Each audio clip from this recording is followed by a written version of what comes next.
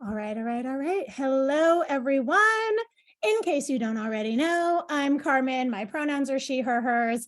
I'm the editorial director here at Jane, and I am so excited because it is time for our fireside chat with Sarah and Emma Eagleheart, authors of Warrior Princesses, Strike Back, How Lakota Twins Fight Oppression and Heal Through Connectedness. Such an incredible book. I quite literally could not stop and read it all in one day, and nobody heard from me because I was like, I am in a zone, do not call, do not text. And I'm so excited to talk to them. So let me tell you a little bit about our special guests and bring them on up. I'm also going to drop this bookshop link in the chat right now because you're going to want to order it by the end anyway. So you might as well order it now. So first up, we've got Sarah Eagleheart, an Emmy Award-winning social justice storyteller and entrepreneur and philanthropic leader. Sarah co-founded Zuya Entertainment to create multi-platform stories based on her unique worldview infused by her Lakota culture, and co-founded Return to the Heart Foundation to support innovative Indigenous women-led projects for climate justice, narrative change, civic engagement, healing, and restorative and regenerative development. And she's also the former CEO of Native Americans in Philanthropy. Sarah, it is so wonderful to have you here with us today. Welcome, welcome, welcome. And of course, our other very special guest is her twin sister, Emma Eagleheart White, a survivor, counselor, and advocate with nearly 20 years of experience working with children, youth, adolescents, individuals, couples, and families. After time as a youth advocate for Native American students in the public school system, and a domestic abuse advocate and lay advocate for the Oneida Nation within the court system, she now works as a psychotherapist for Oneida Behavioral Health for the Oneida Nation of Wisconsin. Emma, I just need you to start your video. Oh, no, I just have to find her again. Here she is. Sorry, I only have the two little things at the top. So hello, Sarah and Emma. So excited to have you here. Thank you so much for having us. And let's just jump right in with the inception story of, you both have such an incredible story because you're twins and you have this incredible connection with one another, and yet you have such different journeys. And so I'm curious, what led both of you to co-writing a memoir, to co-writing this book and the book that it ended up being? What was sort of your journey to Warrior Princesses Strike Back? Well, we are twins, obviously identical twins. And so we have a lot of like twin brain sometimes, I think. And so I just remember probably about 5 years ago, we were both very spiritual. And so I just remember walking out of a room and like she was sitting in the living room and she was visiting me in Minneapolis. And I said to her, I think I'm supposed to write a book. And Tinkashua creator was just speaking to me and I'm so special. And she was like, me too. And I said, oh, okay. And it's like not uncommon for us to like have the same thought. And so I was like, oh, well, what's your book about? And she said, healing. And I said, oh, mine too. And I said, I think we're supposed to write this together. And we were just like, yeah. I mean, we both were just like, yep. It's just, we've had a lot of moments like that where it was just like, we knew. And so and that was it. We started the journey of writing a book together.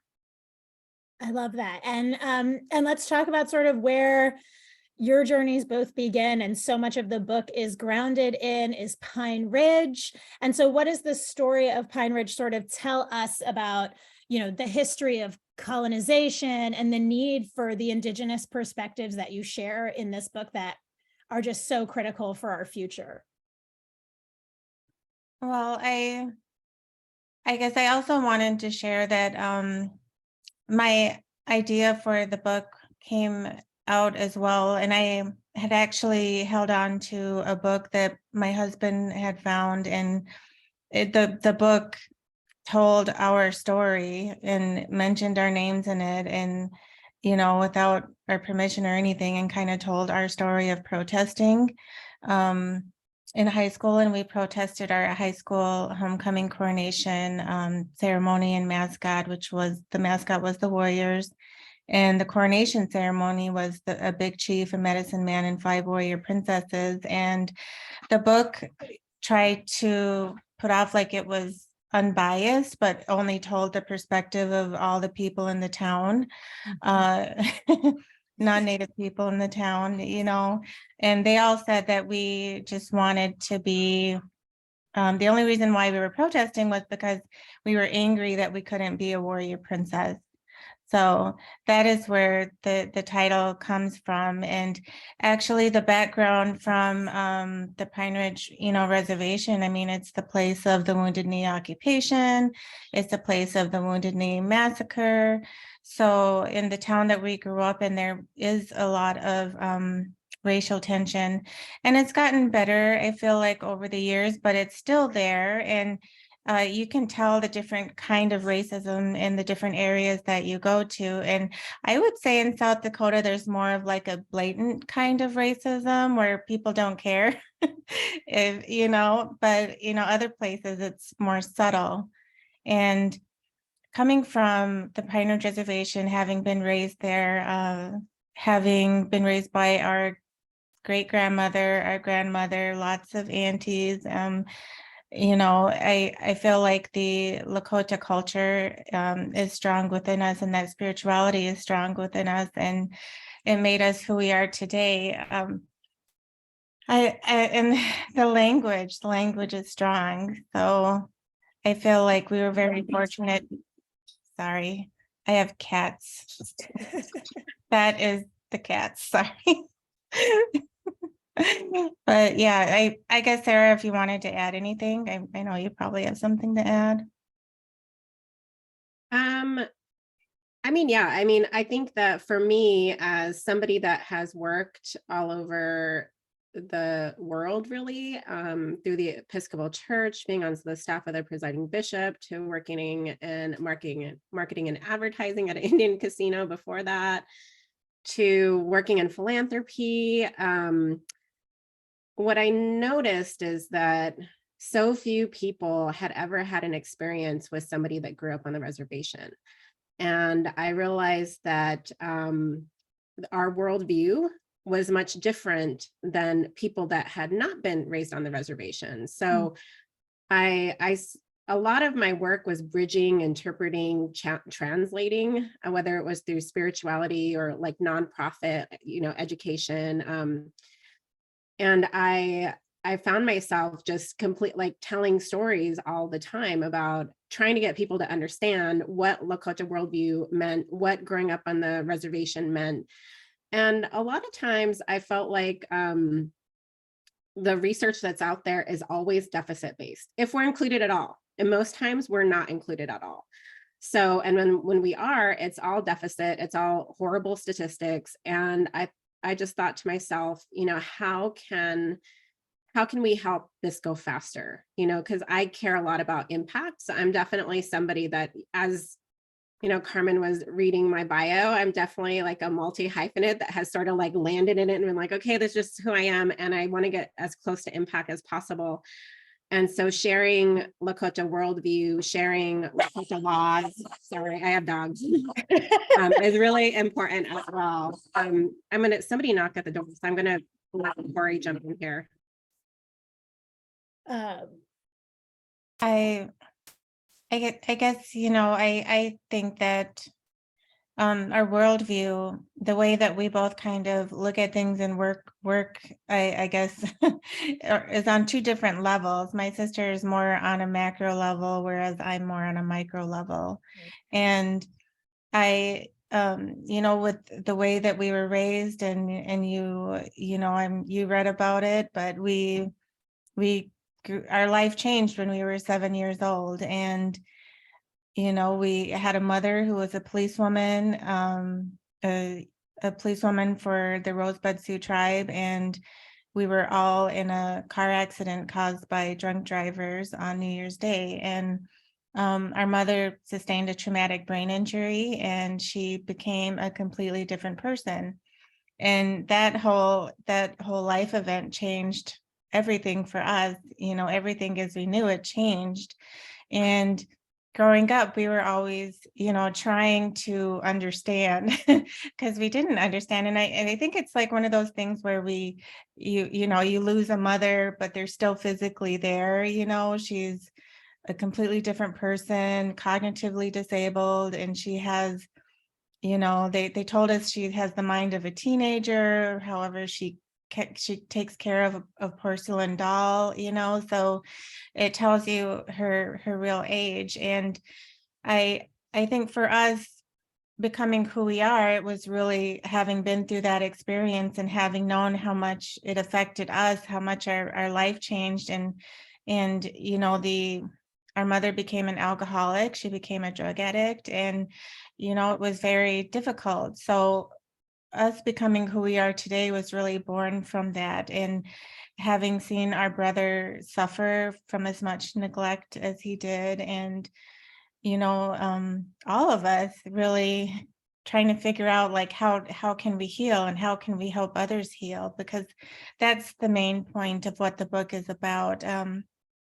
For myself, being a survivor of sexual assault, what was really important to me was that I help others to feel like they're not alone, because I always felt so alone with my trauma and with my pain. And I always felt like a lot of people didn't understand, you know, when come to find out for the statistics, it's 1 in 4 for women will be sexually assaulted. And for Native American women, the numbers are even higher, actually.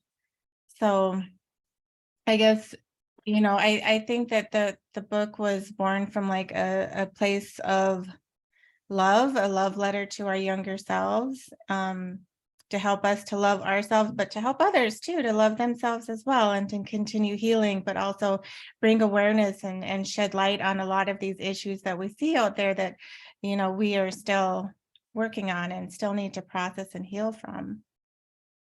Yeah. And I mean, I think something that's so fascinating about the book is that it's both sort of a memoir and, you know, a self-help book, but I feel like self-help even is too, you know, it's just not, that word is not enough to encompass some of the tools that you give us in this book, you know, that each chapter ends with what you call Lakota laws in the book, and just give us tools to help ourselves, help our communities, help heal some of these really big problems that we're facing, you know, in this country, in this world. But I mean, I kept coming back to this idea of, you know, you talk about healing and sharing these stories, and yet it also could not have been easy to make the decision to share these stories and get this vulnerable with your readers, right? Especially, Sarah, like you said, when you're surrounded by stories that are so deficit based, to like open up, you know, about how tough things can be, can sometimes feel like a risk too. And so I'm just curious creatively how it felt for you both to work through some of these stories from your past and share some of these stories, and how you knew that you were ready to do that. Well, I would say, like, first of all, you know, in our process of healing, we were big into self-help. So I'm still like very big fan of like Brené Brown. So the whole academic, you know, approach to like healing and shame and like hating vulnerability, but knowing it's important, you know, definitely that's me.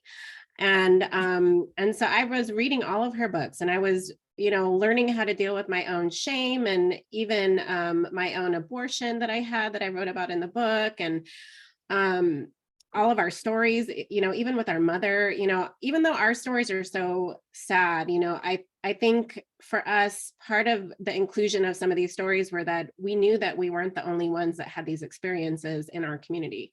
We also knew that worldwide, we weren't the only ones that had these horrible experiences, you know.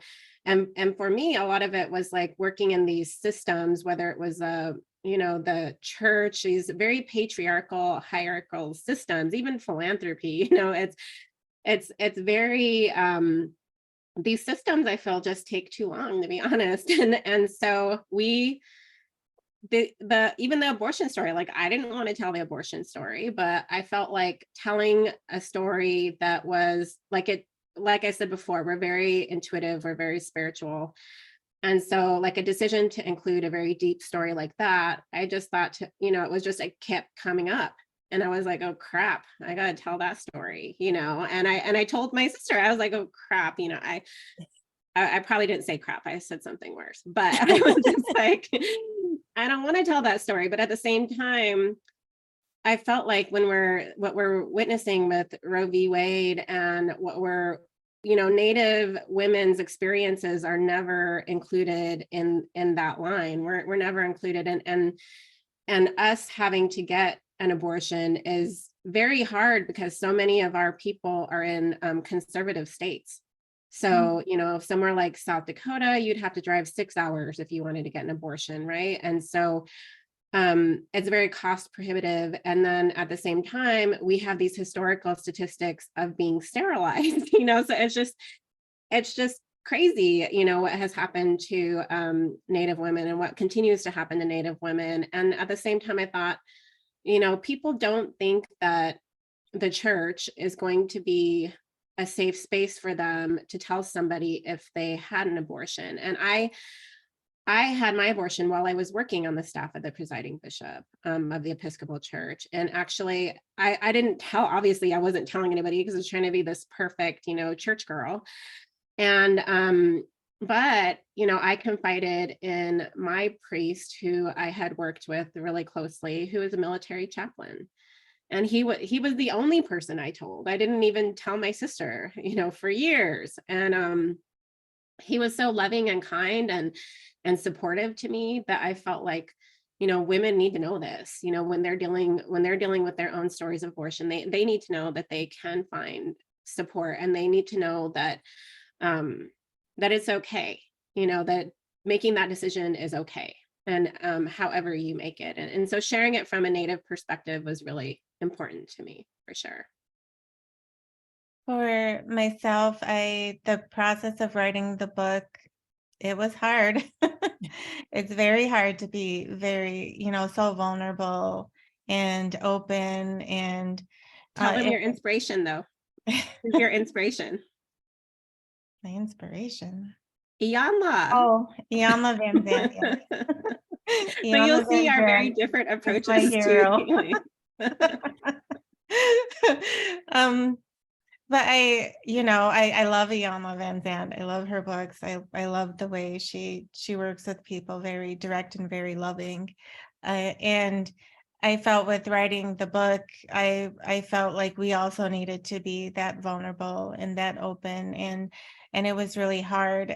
And also, what was upsetting to me was just that I, told my whole like sexual assault story. And as we're writing it, like little by little, like they kept pulling like whole parts of my story out. The lawyers did. They were like, gotta pull this, gotta pull this.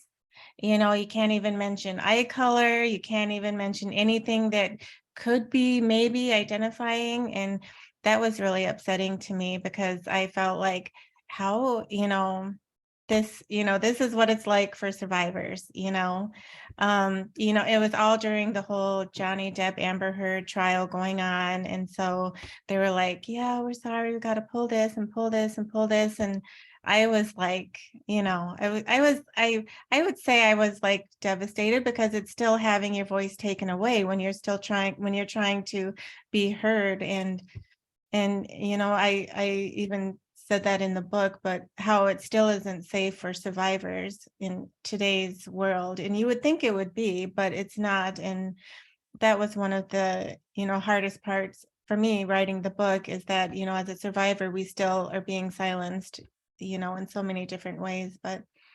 the book was very cathartic and very anxiety inducing, once it came out and I knew it was out. I was like, I'm just going to pretend it's like another day, and like another day. And but yes, it was really good. I feel really happy that we got it out, got, our book out and our story out, and that we shared it, but I I feel like we still have a lot to say. Totally. And, you know, I loved before Emma, well, first of all, I'm really sorry that that happened to you in the writing of this book, but I am so, I mean, it's an honor to read this book and to be able to share in these stories with you. And I feel like, you know, I love that, Emma, for you, knowing that you went into the work that you're doing so that no one would feel alone. And Sarah, working in narrative change, obviously so similar, right? We need to hear and see stories like ours in order to know that we're not alone. And Emma, you said before how the language is so alive at Pine Ridge. And something that was really incredible about the book is that we get this glimpse into, you know, Lakota language and terms and sort of ideas, and also cultural practices and how healing they've been for you and what perspective they've been able to offer the both of you. And something I kept flagging was, and I really hope I'm sure I'm going to pronounce it wrong, but this concept of unsika, is that right? Ushika. There we go. This idea that, you know, kinship is wealth and poverty is lacking kinship bonds and love. And, you know, we're so big on community here at Jane. And it begs this question to be on this journey with you all about collective healing and individual healing of, you know, how can we as a community, how can we as individuals with the people in our lives that we do love, work on healing ourselves and taking on these inequities together? You know, how do we support one another's healing journeys? I feel for a lot of people that coming, you know, just that phrase Unshika, I mean, like the translation is like pitiful for like the English, you know, translation, but it really doesn't mean that. It doesn't, you know, it's hard to describe. It's like having pity and for yourself, but it's more like coming from like a place of like humility than anything, being humble. And that's one of, you know, a big Lakota laws that we have is being humble, having humility. And I think when you come from like that place of just being humble and you know, I don't know everything, you know, about, you know, just being open, I think that says a lot for the healing process. But also being like open-minded about there's all these different modalities out there that can help me to heal. And it's not just talk therapy. You know, I talked about brain spotting therapy, but I also talked about spirituality, spiritual practices, you know, and praying and all these different ways that there are to heal. And so I really wanted to share that with people because especially, you know, with so many people of color, there's been so much trauma, there's, you know, been so much that people have gone through, and it's not just like one trauma, it's like multiple traumas and like layers and layers. And so I felt like a lot of times working with people, trying to figure out where their pain is coming from is very difficult because trauma is complex and it's interwoven. And so you're just trying to like figure out like, okay, where is this coming from? And there's all these different aspects to it and all these different layers. But yes, I feel like just kind of coming from like a place of understanding, being able to sit back and be like, I'm feeling this way and why, what is it related to? And trying to just keep tracking back, like, what is it? You know, maybe I got triggered because somebody made a comment and it, you know, brought up old emotional abuse I experienced and, you know, it reminded me of this, and this, you know. But I feel like awareness is really half the battle, really, when it comes to healing.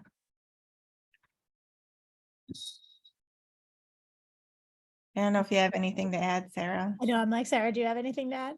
Well, I mean, I would just say that a couple of things of like why we titled it Law is actually like in the process of sharing our book with our relatives and our extended family. One of our relatives, Ethline Two Dogs, is an academic, and I was telling her, oh yeah, we're including values in the book and Lakota values. And she said, actually, they were laws. And she said, value is a westernized term. And she said, because, you know, there were consequences if you didn't follow the laws. And so things like humility, honesty, compassion, empathy, like fortitude, like they're praying, like, and a long time ago there we didn't have domestic violence in our communities, because if somebody was violent toward a woman, they were expelled from the tribe, which meant they were probably going to die. Right. But we have all of these westernized ways that have come into our community, and that, all of these different systems that aren't working in our communities, that we're in the process of like reteaching and healing in our own community. But at the same time, I feel like these are teachings that other people want to know as well, especially in like climate spaces or healing spaces. People want to understand Lakota worldview. And so beginning to be able to share it through our self-help, it's our self-help section at the end that we call it, but we have our terms, which are our Lakota laws. And then we have basically like a drop down of like how to's, like this is how to become an ally, how to heal, how to, reconnect, how to find your sacredness. And we felt like these are all things that we wish that we would have known when we were younger, and things that we wanted to pass on, just as a gift to everyone, and also to really make that impact that we think is so important. I love that. And yeah, the Lakota laws are very helpful. It's like and I love that, in all of those sections, there's stuff that's focused on the self, and then stuff that's focused on, right, everything else that's happening around us. And I feel like that was just such a perfect, way to blend the activism of telling your story with the healing power that you're presenting with us in this book too. And Emma, was there something you wanted to add? I wanted to add just that it was important to me to include the spirituality, because I often feel like a lot of not everybody, but a lot of the young people that I work with have a disconnect with spirituality, and maybe they haven't been raised that way. Maybe they don't understand, but they don't feel that connection. So it's very important for me to be able to share spirituality, to share how it can help you to heal, the different ceremonies, and even, sharing like my own. I was kind of like more of a dreamer, and I would say, although, I'm baptized and confirmed Episcopal, I'm also traditional, and I probably lean more traditional. And with that, I shared different dreams that I had, because I tend to be more of a dreamer. And a lot of times the dreams would have meanings for me, that I would have to like interpret, like, what does this mean? And I shared those stories in there, even though it was hard. It's kind of conflicting for me, because we have like with our traditional and our a lot of Native people with our traditional ceremonies and everything, there's like being protective of it. But I wanted to share it because I wanted people to understand that connection and to feel that connection to spirit. So that's what I wanted to add as well. Yeah, and thank you so much for doing that. I mean, the book itself feels like such a sacred text. There's just so many tools and resources and so much wisdom in there. And it's just like we go on such a journey of resilience and strength with the both of you. And I'm just so grateful that, I have the opportunity to read this book, that we have the opportunity to talk to you two today. And before we close things out, because I know we have to get back to work soon, I definitely want to hear what's next for the two of you now that Warrior Princesses Strike Back is in the world. And I'm going to drop a link in the chat for everyone who's tuning in, because once again, I know you want to order it, get on it, don't wait. It's also gorgeous. And so, it's going to look great on your coffee table and on your bookshelf. But yeah, I would love to sort of hear what it's been like having the book out and sharing the book and the response. And then also, what's next. And Sarah, I know you have this doc that is out, and would love to hear more about that too. Yeah, I mean, I think having the book out in the world for me has been really good. I mean, I feel like we have so much, people, I mean, I don't know. I felt like I just carried a lot of shame. And I think so. And I felt like I had healed from it, like after doing my sister became a psychotherapist. And so she was like diagnosing me, like in my early 20s. And so I had been going to therapy, right? I'd been reading all of the books, and then I worked at a church, which meant I was sort of forced to reflect, like that was my job. And so I felt like I was really healed, but doing it on a deeper level was a lot, especially during COVID. I mean, we finished our book, we wrote it mostly during COVID. So it was very intense. There was no like getting away from like the feelings.